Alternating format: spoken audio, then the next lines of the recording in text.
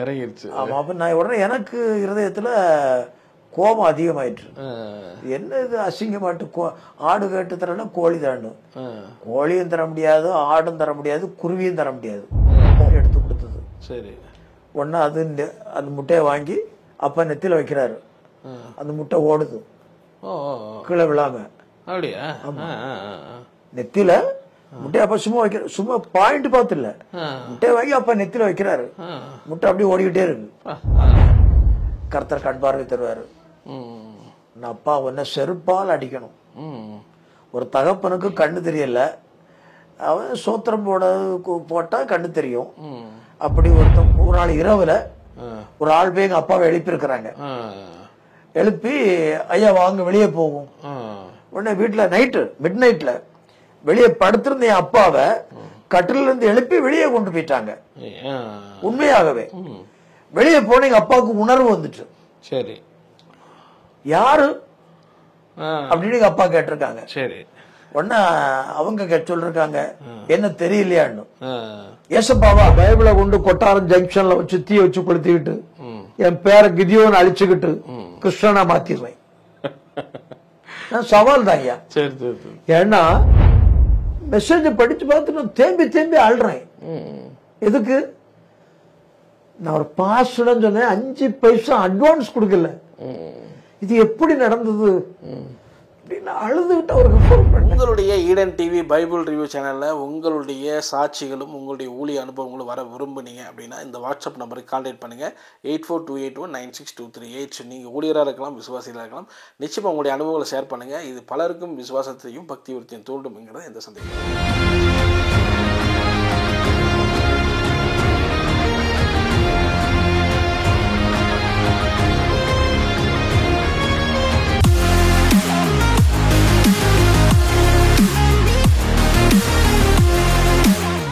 எனக்கு வந்த தீர்க்க தரிசனம் அப்படி அல்ல.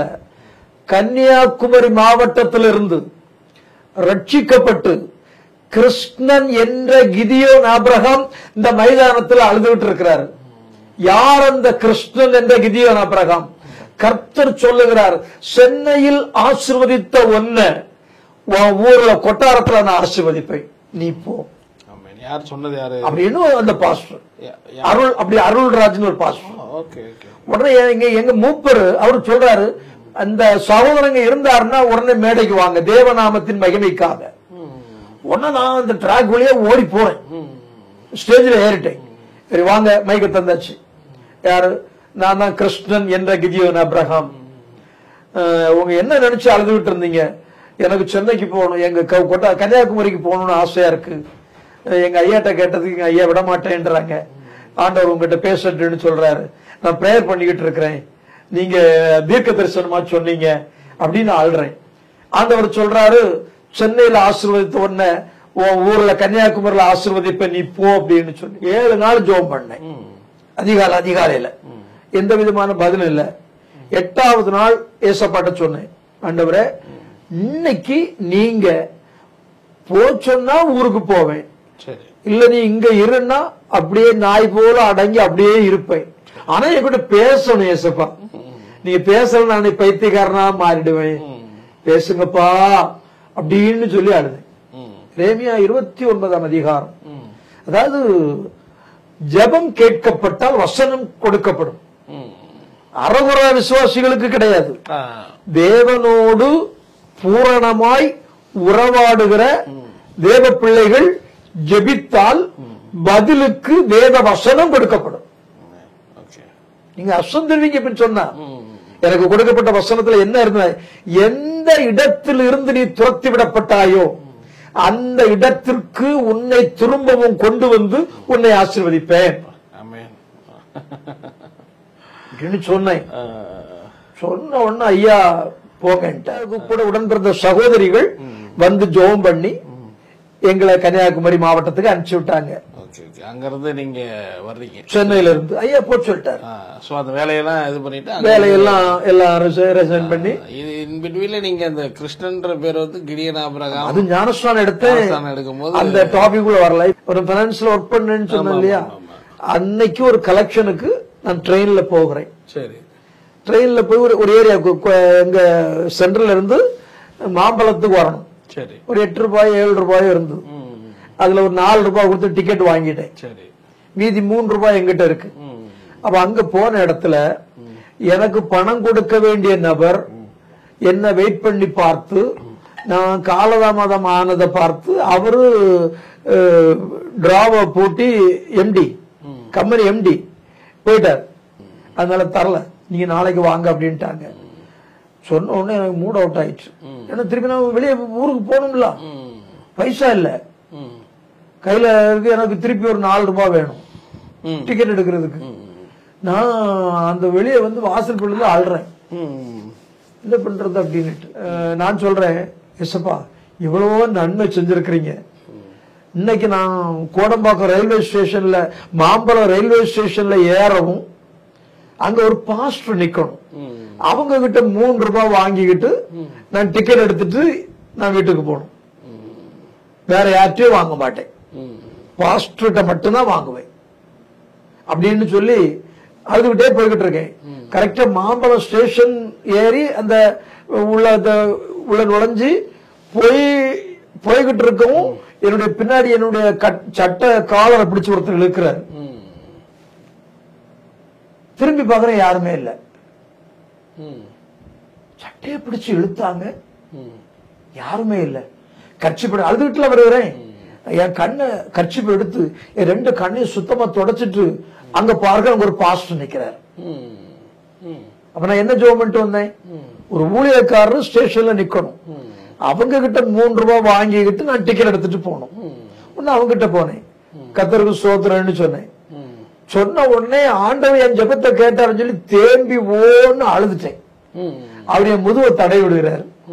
கர்த்தருக்கு ஸ்தோத்திரம். அழாதீங்க பிரதர், அழாதீங்க பிரதர், ஆண்டவர் உங்களை ஆசீர்வதிப்பாரு பிரதர், அழாதீங்க அழாதீங்கன்னு சொல்றாரு. கொஞ்சம் ஆசுவாசப்படுத்தி அழுகையை நிறுத்துறேன். எதுக்கு அழுதீங்க? நான் ஒரு ஊழியக்காரங்க நிக்கணும், எனக்கு ஒரு 3 ரூபாய் வேணும். 3 ரூபாய்க்கே இவ்வளவு பெரிய அழுக? 3 ரூபாய்க்கு அழுக இல்ல, என் ஜெபத்தை கேட்டு ஒரு ஊழியக்காரரை இந்த இடத்துல நிறுத்தி வைத்ததற்காக அப்படின்னு சொன்ன உடனே அவருக்கு மிராக்கிள் ஆகி, உங்க பேர் என்னன்னு கேட்டார். கிருஷ்ணன் சொன்னேன். கிருஷ்ணனா? கிருஷ்ணனுக்குள் ஒரு கிறிஸ்துவா அப்படின்னு அவர் கேட்டாரு. ஆமா ஐயா, நான் ரட்சிக்கப்பட்டு சபைக்கு போய்கிட்டு இருக்கிறேன், 3 மாசம் ஆயிட்டு. எங்க ஐயா ஞானஸ்தானம் தரமாட்டேங்கிறாங்க, அந்த ஒண்ணுதான் குறையா இருக்கு. ஒண்ணு மேல பார்க்கிறாரு, வருகிற 18ஆம் தேதி உங்களுக்கு ஞானஸ்நானம் உங்க ஐயா தரப்போறாரு. உங்க பேர் வந்து கிதியோன் அப்ரஹாம் அப்படி சொல்றாரு. ஆமா, ஒரு 50 ரூபாய் தருகிறாரு. 3 ரூபாய் கொடுத்தா கொடுங்க, இல்லைன்னா எனக்கு வேண்டாம். நான் 3 ரூபாய் எங்க அப்பாட்ட கேட்டேன். அப்புறம் 50 ரூபாய் எப்படி வாங்க முடியும் அப்படின்னு சொன்ன உடனே அவர் சில்லறை 5 ரூபாய் தந்தாரு. 3 ரூபாய் சில்லறை இருக்காது இல்லையா, 5 ரூபாய் கொடுத்தாரு. என் காசு கொடுக்கவும் உங்க எந்த ஊர்னு கேக்குறேன், எனக்கு திருநெல்வேலின்னு சொல்றாரு. அங்க இருந்து ட்ரெயின் வருது, ட்ரெயின்ல ஏறி போயிட்டாரு. ஆண்டவர் உங்களை ஆசீர்வதிப்பாரு, கவலைப்படாதீங்க. 18ஆம் தேதி ஞானஸ்நானம், நான் போயிட்டு வரேன், கர்த்தர் உங்க கூட இருக்கிறாரு. அவர் ட்ரெயின்ல போயிட்டாரு. எனக்கு ஒரே அழுக, போன் நம்பரை வாங்காம விட்டுட்டோமே அப்படின்னு. அவர் யாருன்னு தெரியலையா, எந்த பாஸ்டர் அவரு ட்ரெயின்ல பிரச்சனையும் சந்திச்சது இல்லையா, பேரு எதுவுமே தெரியாது.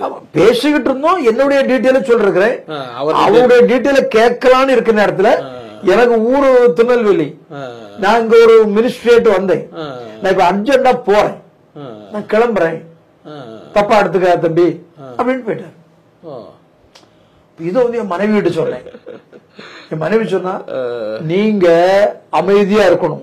சரி ஐயா, இந்த வாரம் ஞானஸ்நானம் எடுக்கு 7 நாள் தான் இருக்கு. சரி, அப்ப இந்த வாரம் அறிவிப்பு கொடுக்கணும், அடுத்த வாரம் ஞானஸ்நானம் சொன்னா நீங்க சொல்லக்கூடாது.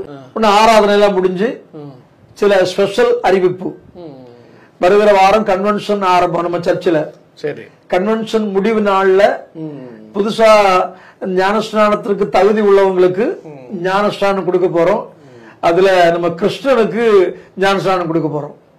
எல்லாரும் கை தட்டினாங்க. அந்த போதகர் சொன்ன காரியமும் நம்முடைய போதகர் சொன்ன காரியமும் சரியாக போய்விட்டது. கர்த்தருடைய கரம் என்னோடும் ஊழியத்தோடும் சபையோடும் இருக்கிறதற்காக கர்த்தரை நான் ஸ்தோத்தரிக்கிறேன்னு சொல்லி சொன்னேன். எங்க ஐயா என்ன ஹக் பண்ணிக்கிட்டாரு. ஓகே. அப்போ நீங்க வந்து அங்க சென்னையில இருந்து இங்க நம்ம கன்னியாகுமரி உங்களுடைய இடத்துக்கு வர்றீங்க ஃபேமிலியா இல்லையா? ஊழியத்துக்கு பாக்குறதுக்கு இங்க வர்றீங்க. அதாவது பாஸ்டர் வந்து ஊருக்கு போங்கன்னு அனுமதி கொடுத்த மாத்திரத்துல சரி சரி நான் இங்க வருகிறேன். ஓகே. அப்போ ரட்சிக்கப்பட்ட பிற்பாடு தேவனுடைய அன்பு இருதயத்துல ஊற்றப்பட்டது. இப்போ நான் ஜெபம் பண்ண உடனே ஆண்டவர் என்ன ஒரு உணர்வு கொடுத்து, ஏப்பா 700 பைபிளை கொளுத்திக்கிட்டு என்ன தைரியத்துல என்ன காப்பாத்துன்னு நீ கேக்குற, அப்படி கேட்டா நடக்குமா? என்னுடைய பழைய தெய்வத்தை அப்படி நடந்திருக்கு. எங்க அப்பாவோட தங்கச்சி இறந்து போச்சுன்னு சொன்ன இல்லையா, அது சென்னைக்கு வந்துட்டு வந்து என்ன கூப்பிட்டு, உன் அப்பாவை நான் இப்ப கொண்டு போறேன், என்ன சொல்றேன், எனக்கு ஒண்ணும் ஓடல, இப்ப கொண்டு போயிருவேன். நான் அப்படியே நிக்கிறேன். அப்ப அம்மா அழுறாங்க, நான் திகச்சு போய் நிக்கிறேன். என்ன யோசிக்க, ரசிக்கப்படல, என்ன பண்றதுக்கு, என்ன செய்யறதுக்கு அப்படின்னு. ஆடு கொடுத்தா விட்டுறேன்னு அம்மாட்ட சொல்லுது, என்கிட்ட இல்ல. அம்மா என்கிட்ட சொல்றாங்க, ஒரு ஆட்டுக்குட்டி ஆடு பாறான் அப்படின்னு. ஆடு கட்ட 10,000 ரூபாய் சொல்றாங்க. ஆமா. அப்போ முடியாதுமா, அப்பா இறந்து போயிட்டாங்கன்னா நம்ம என்ன கூட இறந்து போயிடுவோம். 5 நாள் அழுவோம், கூட ஒரு 5 நாள் அழுவோம், அவ்வளவுதான். 10,000 ரூபாய் முடியாம அப்படி சொல்லிட்டீங்க. ஆமா, அப்படி. ஆமா, ரொம்ப பெரட்ட முடியாதுமா. யார் தருவாங்க? சரி சரி சரி. நம்மளை நம்பி யார் தருவாங்க? சரி. என்ன யாரும் வாங்குவாங்களா? நான் போயிடுறேன் சரி அப்படின்னு அழுறேன். அழாத மக்களே அப்படி அம்மா ஆறுதல் சொல்லி நான் தைரியத்தை வரவழைச்சுக்கிட்டு அடுத்த செவ்வாய்க்கிழமை நான் வருவேன். வெள்ளிக்கிழமை நடக்குது, அடுத்த செவ்வாய்க்கிழமை 6 மணிக்கு வருவேன், நீ இங்க இருக்கணும் அப்படின்னு சொல்லி. சரி. அப்போ 6 மணிக்கு செவ்வாய்க்கிழமை 6 மணிக்கு அவங்க வந்தாச்சு. சரி. அவங்களுக்கு வேலையும் கிடையாது, ஒண்ணும் கிடையாது. நான் வேலைக்கு போனா தானே சாப்பாடு. வேலைக்கு போயிட்டு வர்றதுக்கு முன்னே அது வந்துட்டு, எங்க உன் மகன் எங்க? சரி. ஆடு வாங்க கடன் வாங்க போனேன், கடன் கிடைக்கல, அதனால நாங்க குடும்பமா சாக முடியாது, ஒரு கோழியாவது வாங்கித்தான் இறங்கிருச்சு. ஆமா. அப்ப நான் உடனே எனக்கு இருதயத்துல கோபம் அதிகமாயிற்று. என்ன இது அசிங்கமாட்டு, ஆடு கேட்டு தரேன்னா கோழி தாண்டு, கோழியும் தர முடியாது, ஆடும் தர முடியாது, குருவியும் தர முடியாது போ அப்படின்னு சொன்ன உடனே ஒரு முட்டை கொண்டு வா அப்படின்னு கேக்குது. சரி. உடனே நாங்க அப்படி நிக்கிறோம், காது கேட்கலையா. உடனே எங்க அம்மா ஆம்லேட் போட முட்டை வச்சிருப்போம்ல, ஒரு முட்டையை எடுத்து கொடுத்தது. சரி. உடனே அந்த முட்டையை வாங்கி அப்பா நெத்தில வைக்கிறாரு, அந்த முட்டை ஓடுது கீழே விழாம. அப்படியா? நெத்தில முட்டையை அப்பா சும்மா வைக்கிற, சும்மா பாயிண்ட் பார்த்து இல்ல, முட்டையை வாங்கி அப்பா நெத்தில வைக்கிறாரு, முட்டை அப்படியே ஓடிக்கிட்டே இருக்கு. உடனே விலகு அப்படின்னு சொல்லி நானும் அம்மா வழி விடுறோம். அந்த முட்டையை எடுத்து ரோட்ல விசிறி அடிச்சது, முட்டை பால் மாதிரி துள்ளிக்கிட்டே இருக்குது. இதெல்லாம் ஃபர்ஸ்ட் டைம் நீங்க பாக்குறீங்க? ஆமா. எனக்கு கை காலம் ஆடிட்டு, தொலைச்சு ஜாக்கிரதையா இருந்துதா அப்படின்னு சொல்லிட்டு அது போயிடுச்சு. சென்னையில இது நடந்திருக்கு. அதாவது அப்பா வந்து இங்க ஹோட்டல் நாங்க ரன் பண்ணிட்டு இருக்காங்க. அப்போ நான் இங்க வருகிறேன். சரி. அப்பா நீங்க வரும்போது அப்பா சென்னையில தான் இருக்காங்க. அப்பா இங்க வந்துட்டாங்க, அவங்க முன்னாடி வந்துட்டாங்க. சரி சரி சரி சரி. வந்தோடனே அப்பா ஹோட்டல் ஆரம்பிச்சிட்டாங்க, ஒரு சின்ன ஹோட்டல். திருப்பி இங்க ஆரம்பிச்சிட்டாங்க கன்னியாகுமரியில. டைம் போகணும் இல்லையா. சரி சரி சரி சரி.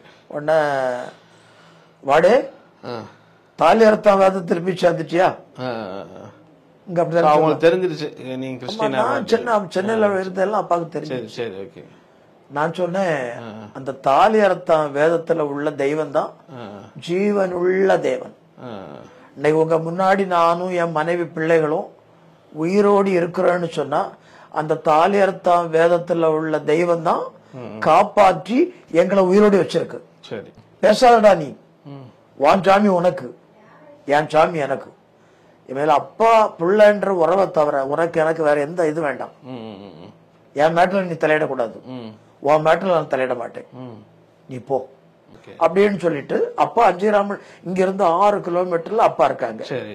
நான் அங்க இருக்காம இந்த கொட்டாரத்துக்கு வந்துட்டேன். இங்க வந்துட்டீங்க. இது உங்க பூர்வீக இடமா? இது நான் இப்ப கர்த்தர் எனக்கு கொடுத்தது. நீங்க வந்து வாடகைக்கு தான் வந்தீங்க? வாடகைக்கு. ஓகே. அப்ப இந்த கிராமத்துக்கு வரும்போது இப்ப எல்லாருக்குமே உங்களுக்கு முன்னாடி தெரியும். ஆமா.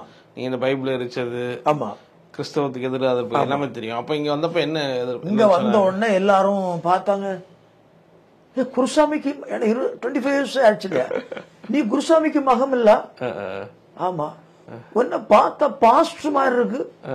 மாதிரி இல்ல, பாஸ்டர் தான். பாஸ்டர் விசுவாசி, விசுவாசி. சரி. ஏய், உங்க அப்பா பேரை கெடுக்கு அந்த ஊருக்கு வந்திருக்கிற. என்ன பெத்த உலக பிரகாரமான தகப்பனுடைய பெயரை கெடுக்கிறதுக்கு வரல. உலகத்தையும் அதன் நிறைவுகளையும் வாயின் வார்த்தையால் உண்டாக்கிய ஜீவன் உள்ள தேவன் இயேசு கிறிஸ்துவ நாமத்தை மகிமைப்படுத்த வந்திருக்கு அப்படின்னு சொன்னேன்.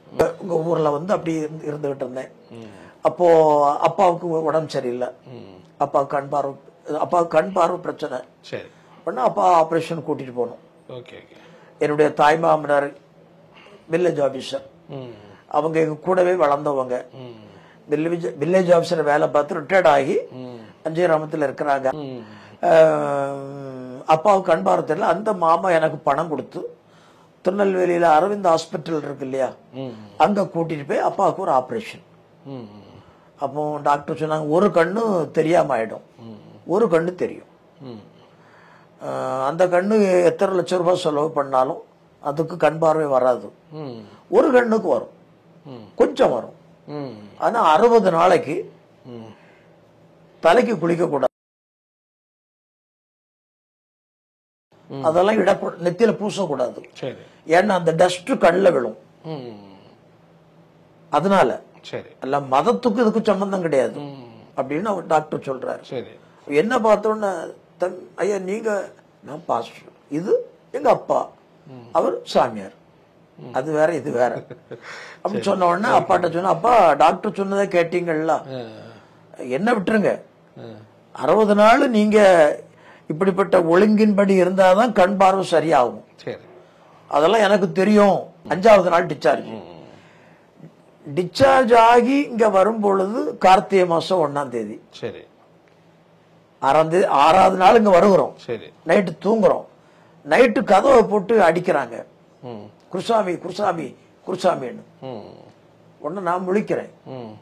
முழிச்சு பார்த்தா மாலை போடுறது கார்த்திகை மாசம் 1ஆம் தேதி போடுவாங்கல்ல, ஒரு 30-40 பேர் வந்திருக்கிறாங்க. அப்போ அப்பாட்ட நான் சொன்னேன், அப்பா டாக்டர் சொன்னாங்க, அதெல்லாம் எனக்கு தெரியும், உன் வேலையை பாரு அப்படின்னு அப்பா சொல்லிட்டாங்க. ஒரே ஒரு காரியம் சொல்றேன், உங்க மேட்டர் நான் தலையிட மாட்டேன். ஆனா மருத்துவர் சொன்ன காரியத்தை கடைபிடிக்கலன்னா கண் தெரியாது. அதுக்கு பிறகு அப்பா அம்மான்னு சொன்னீங்கன்னா நான் பொறுப்பெடுக்க மாட்டேன், போங்கன்னு சொல்லிட்டேன். அப்பா போய் குளிச்சு குளத்துல குளிச்சு வீட்டுக்கு வந்தாச்சு. வீட்டுக்கு வந்து எல்லாரும் சத்தம் போடுறாங்க அப்பாவை, என்ன இப்படி பண்ணிட்டீங்க, அது டாக்டர் சொன்னபடி கேட்காண்டாமா அப்படின்னு சொல்லி எடுத்துட்டு அப்பா அந்த 5வது நாள் 2 கண்ணும் தெரியாம போயிட்டு எனக்கு போன் பண்றாங்க, டேய் நீ எங்க இருக்கிற? அம்மா, என்னம்மா, நான் வீட்டுலதான் இருக்கிறேன், உங்க அப்பாவுக்கு 2 கண்ணும் தெரியாம போயிடுச்சு அப்படின்னு சொன்ன உடனே, அது எனக்கு தெரியுமே இப்படி நடக்கும்னு. நீ எல்லாம் ஒரு மனுஷனா அம்மா கேக்குறாங்க. அப்படி இல்லம்மா, அப்ப 60 நாள் குளிக்க கூடாது, முகம் கழுவ கூடாது, ஈர டவல் வெந்நில நினைச்சு துடைக்கணும். அடுத்த 7வது நாள் குளத்துல போய் முங்கி குளிச்சு, ஆனா நல்லா கண் தெரியாம ஆயிடுச்சு. அதனால அவங்க எதை விதைச்சாங்களோ அதை அறுத்துட்டாங்க. இன்னைக்கு எனக்கு ஒண்ணும் தெரியாது, நீ ஒரே ஒரு தடவை வந்து பாத்துட்டு போ, உன்னதான் உங்க அப்பா கூப்பிட்டே இருக்கிறாங்க. ஒன்னா போன உடனே எங்க அப்பா ஸ்மெல் பண்ணி என்ன அடையாளம் கண்டுபிடிச்சிட்டாங்க. ராஜு வந்துட்டான், என்னுடைய பெட் நேம் ராஜ், அதனால செல்ல பேர் ராஜு. ராஜு வந்துட்டானா, உடனே கிட்டவா, உன்னை கைய பிடிச்சா அப்பா அழுதாங்க. அந்த நான் அப்பா அழுது என்னப்பா பிரயோஜனம், தயவு பண்ணி கோவப்படக்கூடாது, தப்பு சொல்ல வரல. இப்ப போயிட்டு வந்து உங்க நிலைமை என்னாச்சு, 2 கண்ணும் போயிட்டு. இனிமேல் டாக்டர்கிட்ட போனா டாக்டர் உங்களையும் திட்டுவாரு என்னையும் திட்டுவாரு அப்படின்னு சொல்லிட்டு டாக்டர்கிட்ட கூட்டிட்டு போனோம். சரி. டாக்டர் சொல்லிட்டாரு, நான் சொல்லி அனுப்பிச்சிருக்கிறேன், நீங்க இப்படி பண்றீங்க, ஒன்னும் செய்ய முடியாது, ஒரு ஸ்கேன் எடுத்து பார்க்கிறேன், அப்புறம் தான் எல்லாம் சொல்ல முடியும். ஸ்கேன் எடுத்து பார்த்துட்டு கண் பார்வை இனிமேல் லட்சம் ரூபாய் செலவு பண்ணாலும் உங்க தாப்பனாருக்கு கண் பார்வை வராதுன்னு சொல்லிட்டாங்க. சொன்ன உடனே எங்க அப்பா 2 கைய வச்சு அந்த டாக்டர் டேபிள்ல எல்லாருக்கும் எல்லா திங்ஸும் தள்ளி போட்டாங்க. இனிமேல் கண் பார்வை வராதுன்னு சொன்ன உடனே என்ன விஷ ஊசி போட்டு கொல்லுங்க, நான் குருடனா வாழ முடியாது, நான் எல்லாத்துக்கும் யாருடைய உதவியையும் கேட்டுக்கிட்டு இருக்க முடியாது, நான் சாகணும், என்ன கொல்லுங்க, அப்பா அமைதியா இருங்க அப்படின்னு சொன்ன டாக்டர் சொன்னாரு. அப்போ உலகத்துல கண் பார்வை தெரியாத எல்லாரும் சாகன்னா என்ன பண்ண முடியும், அதனால நீங்க சொல்ற பேச்சு கேட்கல ஆயிடுச்சு, மேல கொஞ்சம் அமைதலா இருங்க. அப்பாவை அப்படி இப்படி ஆற்றி தேற்றி வீட்டுல கொண்டு விட்டுட்டேன். வீட்டுல கொண்டு விட்டுட்டு வந்துட்டேன். அப்புறம் நாங்க டெய்லி ஜெபம் பண்ணுவோம். அப்புறம் ஒரு நாள் அப்பாட்ட போய் சொன்னேன், அப்பா தப்பா எடுத்துக்காதீங்க, சர்ச்சுக்கு வாங்க, கர்த்தர் கண் பார்வை தருவாரு. நான் அப்பா உன்னை செருப்பால் அடிக்கணும். ஒரு தகப்பனுக்கு கண்ணு தெரியல, அவன் சோத்திரம் போட்டா கண்ணு தெரியும். அப்படி ஒருத்தன் கூப்பிடுறேன்ற அறிவு உனக்கு இருக்கா? எனக்கு அப்பா, என் அப்பாவை எனக்கு நன்மை செய்த என்னுடைய தேவன் அவருக்கும் உங்களுக்கும் செய்வார். அதனால ஆலயத்துக்கு கூப்பிட்டேன். நான் ஏற்கனவே உங்ககிட்ட சொல்லியிருக்கிறேன்ல, அதனால இதை பற்றி பேசாத, என்ன இந்த காரியங்களை பேசாம என்ன பார்க்க வர முடிஞ்சா வா, இல்லன்னா என்ன பார்க்க நீ வர வேண்டாம், நீ உன் வீட்டுல ஏறு அப்படின்னு சொல்லிட்டாங்க. தொடர்ந்து நாங்க ஜெபித்துக்கிட்டு இருக்கிறோம். ஒரு நாள் ஆண்டவர் சொன்னார், மகனே இன்னைக்கு உங்க அப்பாட்ட போய் நீ பேசு. 2 வருஷம் அப்படி கண்ணு தெரியாம இருக்காங்க. 2.5 வருஷம். 2.5 வருஷம். Okay okay. அப்படி போய் சொன்னேன். சரி. எங்க அப்பா ஒண்ணுமே சொல்லல.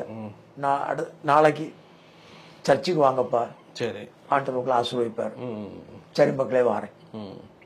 எப்படி வரேன்? சரி மக்களே நான் வருகிறேன். சரி. எனக்கு பயங்கர சந்தோஷம். ஒண்ணுமே எதிர்ப்பு சொல்லல.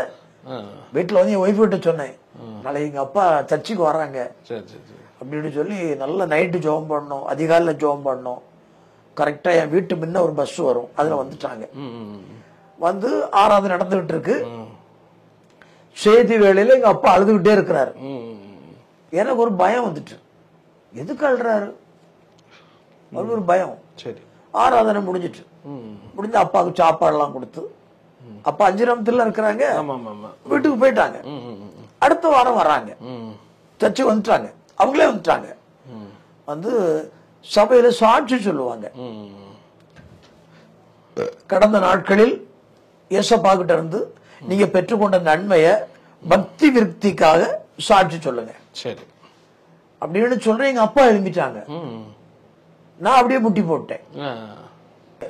என் தகப்பனுடைய வாயில இருந்து மற்ற தெய்வங்களை பற்றி எந்த ஒரு வார்த்தையும் புகழ்ந்து பேசாதபடி ஞானத்தை கொடுத்து நீங்க நடத்துங்க அப்படின்னு சொல்ல அழுதுகிட்டே இருக்கேன். தேம்பி தேம்பி அழுறேன் முட்டி போட்டு. எங்க அப்பா சொல்றாங்க, எனக்கு வயசு 75-80 வயசு ஆயிற்று. எங்க அம்மா என்ன பெத்த நாள்ல இருந்து நான் 48. எனக்கு ஒரு சந்தோஷம் இல்லை. போன வாரம் என் மகன் சாமியை கும்பிடுறதுக்கு நான் வந்தேன். யார் சாமி? என்னுடைய மகனுடைய சாமி. சரி. ஆனா அந்த சாமி என்ன ஆசீர்வதிச்சாரு. ஒரு பெரிய சந்தோஷம். நான் பல 1000 சம்பாதிச்சேன், நான் விருப்பப்பட்ட காரியத்தெல்லாம் செஞ்சேன். அப்பெல்லாம் இல்லாத ஒரு சந்தோஷம் போன வாரம் இந்த கோயிலுக்கு வந்த இடத்துல, சர்ச்சுன்னு சொல்ல தெரியல, இந்த கோயிலுக்கு வந்த இடத்துல அந்த சாமி என் இருதயத்தை என்ன தந்தாரு. அதனால நான் ரொம்ப ஹாப்பி ஆயிட்டேன். எனக்கு கண் பார்வை வந்தாலும் சரி, வராமல் நாசமா போனாலும் சரி, இந்த உலகத்துல உண்மையான தெய்வம் இயேசு. அப்படி சொன்ன உடனே ஆராதனை முடிஞ்ச உடனே விசுவாசிகள் எல்லாம் போய், ஐயா சீக்கிரத்துல உங்களுக்கு கண் பார்வை வந்துடும். சரி. ஏன்னா நீ விசுவாசித்தால் தேவனுடைய மகிமையை காண்பாய்னு வேத வசனம் சொல்லுது. நீங்க சர்ச்சுக்கு வந்த 2வது வாரமே இயேசு போதும்னு சொல்லிட்டீங்களே, கண் பார்வை வரட்டு அப்படி கேட்காம இப்படி சொன்னீங்கல்ல, சீக்கிரம் கண் பார்வை வந்துடும். ஒரு 3 மாதத்துல கண் பார்வை கிடைக்கிறதுக்கு கத்த உதவி செய்தார். தொடர்ந்து சபையார் ஜெபித்து விட்டு இருந்தோம், நாங்க குடும்பமா ஜெபித்து விட்டு இருந்தோம். ஒரு நாள் இரவுல ஒரு ஆள் போய் எங்க அப்பாவை எழுப்பி இருக்கிறாங்க. எழுப்பி, ஐயா வாங்க வெளியே போகும். உடனே வீட்டுல மிட் நைட்ல வெளியே படுத்திருந்த என் அப்பாவை கட்டில இருந்து எழுப்பி வெளியே கொண்டு போயிட்டாங்க. உண்மையாகவே வெளியே போன எங்க அப்பாவுக்கு உணர்வு வந்துட்டு. சரி, யாரு அப்படின்னு எங்க அப்பா கேட்டிருக்காங்க. சரி. உடனே அவங்க சொல்லிருக்காங்க, என்ன தெரியலையான்னு. ஏசப்பாவா எங்க அப்பா கேட்டிருக்காங்க. ஆமா. அப்படி ஆமா. ஆனா பார்வை ஒரு தெரியல, அவர் பேசிட்டு பேசுறாரு. ஒரு ஆள் எழுப்பி கொண்டு விட்டாரு இல்லையா? ஆமா ஆமா, கூப்பிட்டு வெளியே வந்திருக்காரு. வெளியே வந்தாச்சு. சரி. பெட்ரூம் கட்டில படுத்திருந்த ஆள் வீட்டு உள்ள இருந்து வெளியே வந்தாச்சு. சரி. உடனே அவர் சொன்னாராம், கண் பார்வை வருமா? அப்பா கேட்டுறாங்க. உன் மகன் என்ன நம்பினது போல நீ என்ன நம்பினா கண் பார்வை உனக்கு வரும். இப்போ நீ நிக்கிற திசைக்கு நேரம் உன் தலையை தூக்கிப்பார் அப்படின்னு சொல்லும் பொழுது அங்க பார்த்தா ஒரு லைட்டு அப்பா கண்ணு கூசுது. சரி. உடனே சொன்னாங்க, லைட்டு கிடக்குது அப்படின்ட்டு சொல்லவும் அந்த ஆளு மறைஞ்சு போயிட்டு. எங்க அம்மா கட்டில பாத்திருக்காங்க, கட்டில அப்பா இல்ல. அப்போ எங்க போனாலும் எழுப்புவாங்களே, எங்க அம்மா அடிச்சு பிடிச்சு எழுந்துச்சு வெளியே வந்து எங்க அப்பா வெளியே விட்டு வெளியே நிக்கிறாங்க. ஏங்க என்ன ஆச்சு? அது ஏசப்பா வந்து என்ன கூட்டி கொண்டு இங்க விட்டுட்டு போயிட்டாரு. ஏசப்பாவா? ஆமாம்மா, நான் கேட்டேன் அவங்க கிட்ட, நீங்க யாருன்னு கேட்டேன், ஏசப்பான்னு சொன்னாங்க. கண் பார்வை வருமானு கேட்டேன், வரும்னாரு அப்படின்னு அப்பா சொல்றாங்க. உடனே அம்மா எனக்கு போன் பண்ணாங்க. உடனே போனேன். உடனே அப்பா சொல்றாங்க, ராஜுவா நீ கட்டம் போட்ட சட்டை போட்டிருக்க, அது ரொம்ப கிளியர் ஆகல. சரி. அந்த அதெல்லாம் தெரிய ஆரம்பிச்சு, அந்த லைன் எல்லாம் தெரிய ஆரம்பிச்சிச்சு. அப்புறம் நான் ஹாஸ்பிட்டல்ல கூட்டிட்டு போனேன் காமிக்கிறதுக்கு. டாக்டர் கேட்டாரு, என்ன நடந்தது?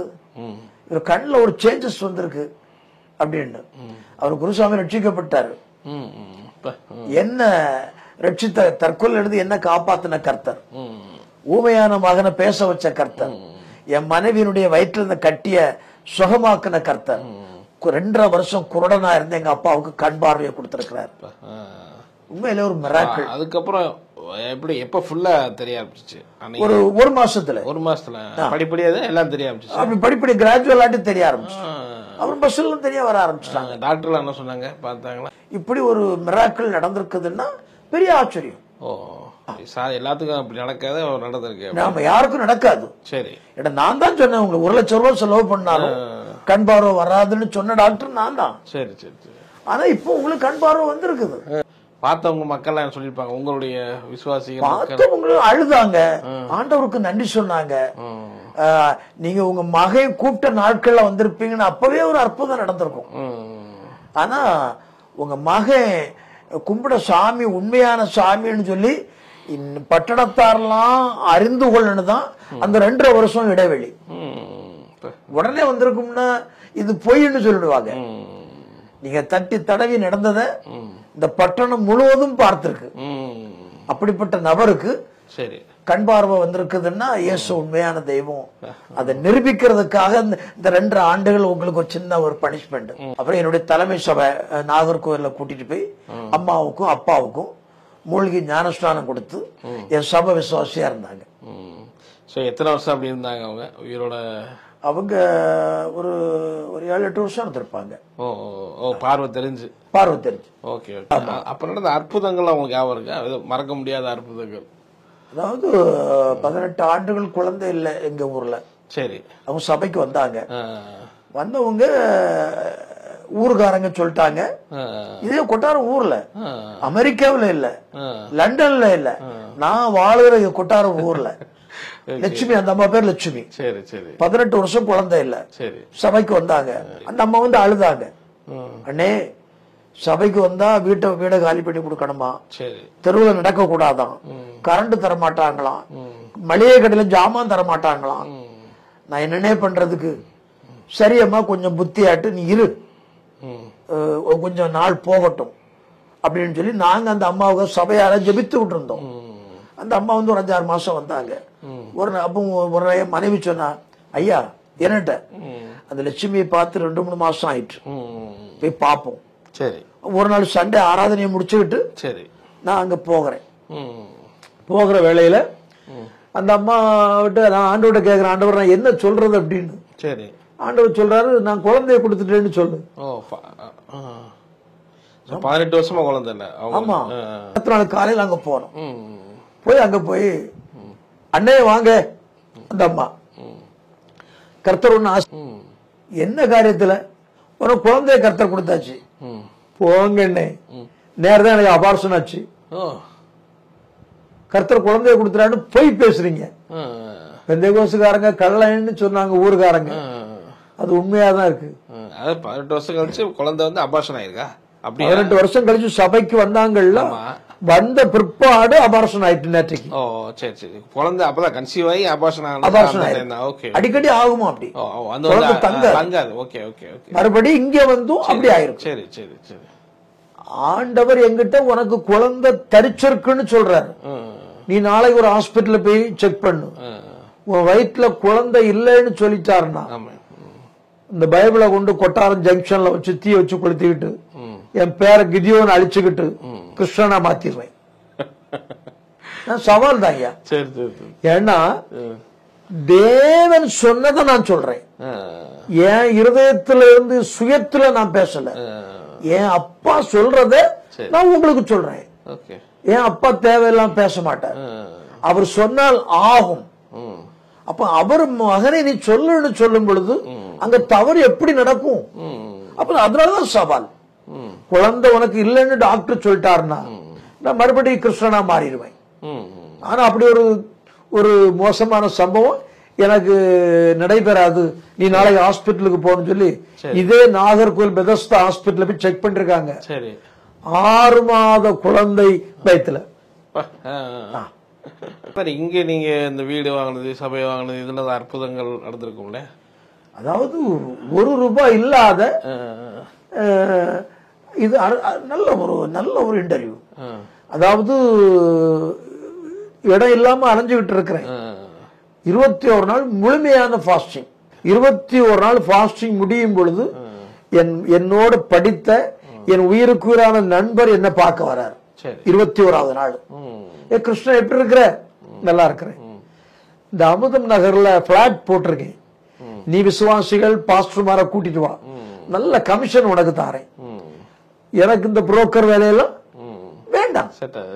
உன்ன அவன் சொல்றான், கிருஷ்ணன் நீ முதல்ல ஒரு இடம் வாங்கு, உனக்கு ஒரு இடம் வேணும். அப்ப நான் சொன்னேன், இப்பதான் நான் கடன் பாரத்தெல்லாம் விட்டு மீண்டு சமாதானத்தோடு வாழ்ந்துகிட்டு இருக்கேன், எனக்கு இந்த இடத்த வாங்குறதுக்கு தகுதி கிடையாது. ஒன்னு சொல்றான், மாசம் ₹500 வச்சுதான் இடத்த எடுத்துக்கோ. வேண்டாப்பா இப்ப தருவ, திடீர்னு வந்து பாக்கி பணத்தை வைன்னு சொன்னா நான் எங்க போவேன்? கிருஷ்ணன் நீ நான் அப்படியே பழகி இருக்கிறோம், அப்படி இல்லை, நீ ஒரு இடத்த வாங்கு. அப்ப கம்பல் பண்ண உடனே 10 சென்ட் இடம், இந்த இடம் என்ன 10 சென்ட் வேண்டாம், 5 சென்ட் போதும், ₹20,000 விலை. நான் வாங்கும் பொழுது ஒரு சென்ட் இன்னைக்கு ₹6 லட்சம் ஒரு சென்ட். 13 வருஷத்துல இன்னைக்கு இந்த இடத்தோட மதிப்பு ₹6 லட்சம் ஒரு சென்ட். வாங்கும்போது 20,000, வெறும் ₹20,000. அப்ப 5 சென்ட் 2 10, ₹1,00,000. சரி, அப்படி இந்த இடத்த ஒரு விசுவாசி எனக்கு ₹20,000 கடனா கொடுத்தார். அவர் எனக்கு முதல்ல இந்த இடத்த வாங்குறதுக்கு ஒரு கடன் கொடுத்தார். அப்ப அந்த பணத்தை கொடுத்து நாங்க அக்ரிமெண்ட் போட்டு உடனே பத்திரம் போட்டு கொடுத்துட்டாப்ல. இந்த ₹20,000 இந்த இடத்தோட என்னுடைய நண்பர் எனக்கு பத்திரம் போட்டு கொடுத்தாரு, நான் விலைக்கு வாங்கிட்டது மாதிரி. அது ஒரு பெரிய கிருபை, ஆண்டவருடைய மகாபெரிய இறக்கும். அப்புறம் அந்த நபருக்கு ஜெபம் பண்ணி ஆண்டவர் என்ன எடுத்து பயன்படுத்தி 2000, 3000, 5000 அந்த நாட்கள்ல தேவன் எங்கெல்லாமோ கொண்டு போய் என்ன பயன்படுத்தினார். உங்களுக்கு அற்புதமா ஆண்டு நடத்தியிருக்காரு. அந்த மாதிரி அற்புதம், மன ரம்மியமாவும் நீங்க வாழ்றீங்க, சந்தோஷமா இருக்கிறீங்க. உங்களுடைய பிள்ளைங்களை பத்தி சொல்லுங்க, உங்க பொண்ணை பத்தி சொல்லுங்க. அவங்க என்ன பண்றாங்க? பொண்ணுக்கு திருமணம் ஆயிடுச்சு. சரி. திருமணமாகி கணவர் இங்க இருக்கிறாரு. சரி. லோக்கல் இருக்கிறாரு. அவங்க படிச்சிருக்கிறதுனால அப்பா அப்படி டாடின்னு தான் கூப்பிடுவா. சரி. டாடி நான் வெளிநாட்டுக்கு போகலான்னு நினைக்கிறேன். மக்களே, ஒரே ஒரு காரியம், இதற்கு மேல நான் பேசின பிறகு நீ பேசு. உன்னுடைய படிப்பை நம்பியோ திறமைய நம்பியோ நீ புறப்பட்டேன்னா நான் பொறுப்பாக முடியாது. நான் பணம் காசு நம்மகிட்ட கிடையாதுன்ற உனக்கு தெரியும். நம்ம எல்லா நன்மைகளையும் ஜெபித்து ஏசப்பா நமக்கு தந்திருக்காங்க. இந்த காரியத்தை குறித்து ஜெபம் பண்ணுவோம். கர்த்தர் பெரிய காரியத்தை செய்வாரு. கர்த்தருக்கு சுத்தமானால் வாய்க்கட்டும். டாடி, அதுதான் உண்மை. நான் படிச்சிருக்கேன் அப்படி இப்படிலாம் நினைச்சு நான் போகல அப்படின்னு சொல்லி ஜெபம் பண்ணேன். ஜெபம் பண்ணிட்டு அடுத்த நாள் ட்ரிவாண்ட்ரத்துல இருந்து ஒரு ஆளை பார்க்கறதுக்கு ஒரு ஏவுதல். அப்ப நான் உங்களுக்கு போன் பண்றேன். ட்ரிவாண்ட்ரத்துல ஒரு நபருக்கு போன் பண்ணா நான் பண்ணின நபர் அவங்க இல்ல, மாறி போச்சு. அவங்க அதை புரிஞ்சுக்கிட்டாங்க. என்னோட தடுமாற்றத்துல எனக்கு குரல் மாறின உடனே என்னுடைய வாய்ஸ் கம்மியாகுது. அவங்க என்ன கேக்குறாங்க, பாஸ்டரையா நீங்க எதிர்பார்த்த ஆளு நாங்க இல்ல, உண்மைதானா? உண்மைதான். ஆனா உங்க நம்பர் எப்படி எங்கிட்ட வந்தது? ஆனா எங்களுக்கும் சந்தேகமா இருக்கு. சரி, நீங்க ஒரு ஊழியக்காரர், ஆண்டவர் உங்களை அவர் ஏர்போர்ட்ல ஒர்க் பண்றாரு, என்ன காரியமா போன் பண்ணீங்க? என் மகன் MBA முடிச்சிருக்கிறார், அவன் வெளிநாட்டுக்கு போகணும்னு ஆசைப்படுறான். அப்ப அதை பற்றி எனக்கு தெரியாது. வெளி உலகத்துல நிறைய மோசடிகள் நடக்குது. அதனால இந்த ஏர்போர்ட்ல உள்ளவர் ஒரு விசுவாசி, அவர்கிட்ட கேட்ட ஆலோசனை தருவார். அவர்கிட்ட அதுக்காக கூப்பிட்டேன். ஆனா சம்பந்தம் இல்லாத உங்க நம்பர் எப்படி எங்க இந்த இதுல சேவ் ஆச்சுதுன்னு எனக்கு தெரியல. சரி விடுங்க ஐயா, நீங்க ஒரு விசுவாசிய நினைச்சீங்க, நாங்களும் ஒரு விசுவாசி தான். ஒரு அட்ரஸ் தருகிறேன், அவங்களை கான்டாக்ட் பண்ணுங்க. A to Z செய்வாங்க. உண்மை உள்ள மனுஷன். உங்க வாழ்க்கையில யாராவது இப்படி சொல்ல கேள்விப்பட்டிருக்கீங்களா? ஆச்சரியமா இருக்கு. தெரியாம கேக்குறேன். எவ்வளவு நபர்களை பாக்குறீங்க. என் வாழ்க்கையில முதல் முறையா நான் கேள்விப்பட்டது உண்மை உள்ள மனுஷன்.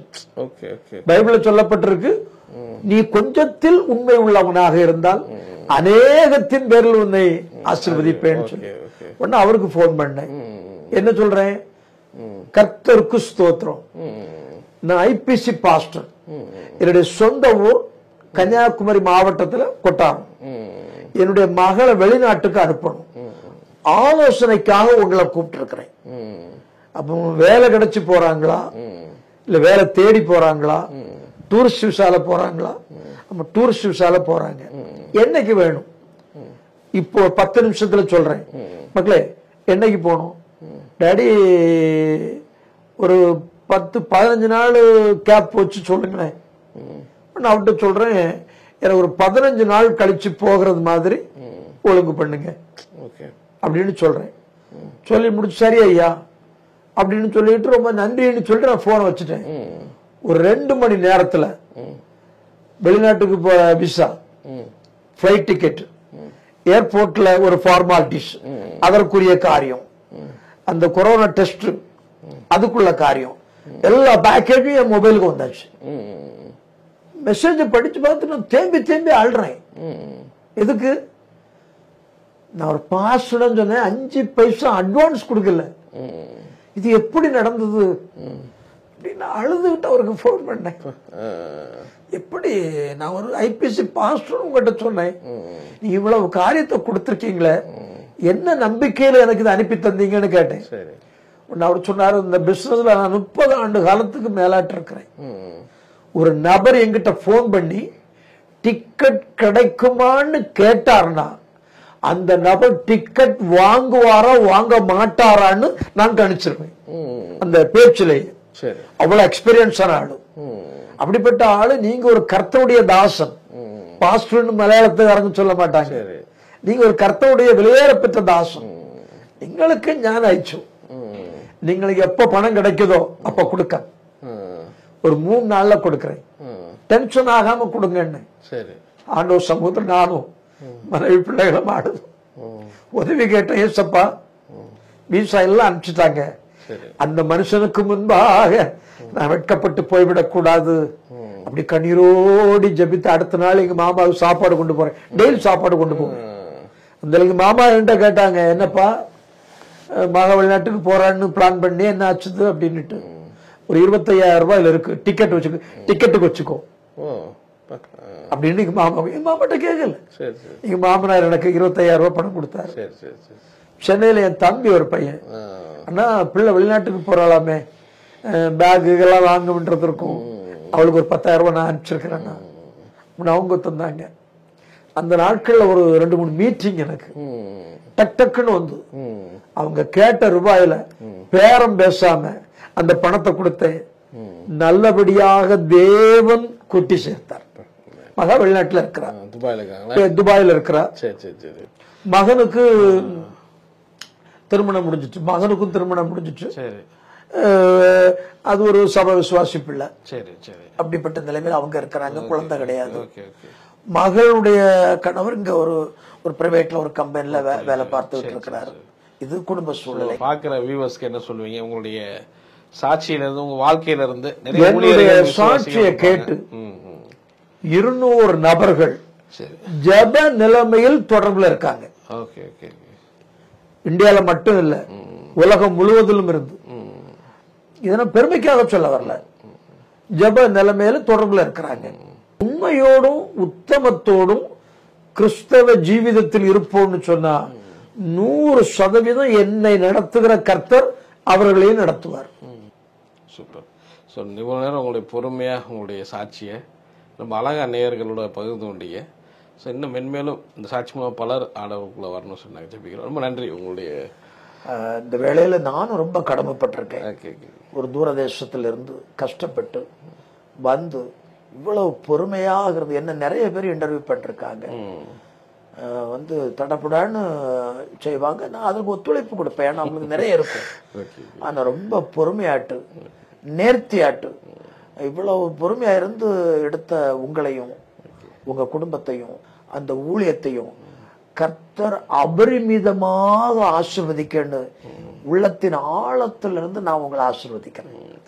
உடன் செயல்படுகிற அருமையான எல்லா தேவ பிள்ளைகளையும், குடும்பம், மனைவி, பிள்ளைகள், உங்களுடைய போக்குவரத்து, இன்னும் உங்களுக்கு தேவைகள் அநேகம் உண்டு. அந்த தேவைகள் எல்லாம் சந்திக்கப்படுவதற்கு யாருக்கும் ஜெபிப்பேன், நான் வாக்கு கொடுக்க மாட்டேன். ஆனா உங்களுக்கு நான் வாக்கு கொடுக்கறேன். நான் ஒவ்வொரு நாளும் என்னுடைய குடும்ப ஜெபத்துல, என்னுடைய சபையில் அறிவிப்பு கொடுத்து இப்படி ஒரு ப்ரோக்ராம் நடந்தது, அந்த ஊழியத்திற்காக ஜெபியுங்கன்னு நான் ஆலயத்திலும் சொல்லுவேன். நானும் உங்களுக்காக தினந்தோறும் ஜெபிப்பேன். என்னால ஆன காரியத்தை நான் செய்வேன். கண்டிப்பா. ரொம்ப உங்களுடைய ஈடன் டிவி பைபிள் ரிவ்யூ சேனலில் உங்களுடைய சாட்சிகளும் உங்களுடைய ஊழிய அனுபவங்களும் வர விரும்புனீங்க அப்படின்னா இந்த வாட்ஸ்அப் நம்பருக்கு கான்டாக்ட் பண்ணுங்கள். 8428196238. நீங்கள் ஊழியராக இருக்கலாம், விசுவாசிகளாக இருக்கலாம்.